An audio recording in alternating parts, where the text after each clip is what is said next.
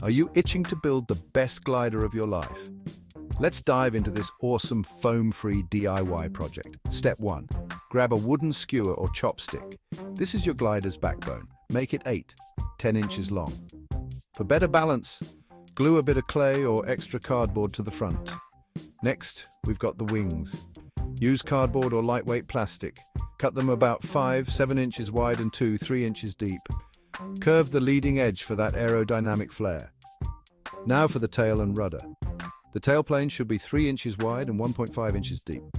The rudder, smaller at 2 by 1.5 inches. Let's stabilize that glider. Attach those wings about 1/3 of the way back from the nose. Secure them with tape or glue, top and bottom if you want extra strength. Then attach the tailplane to the back and the rudder on top or directly to the fuselage. Make sure everything is aligned perfectly. Time for a test flight. Tweak the wings or add weights if needed for the perfect glide. And finally, jazz it up with some cool decorations. Take your foam-free glider to an open space, launch it, and watch it soar. Experiment with different designs for endless fun. Happy flying.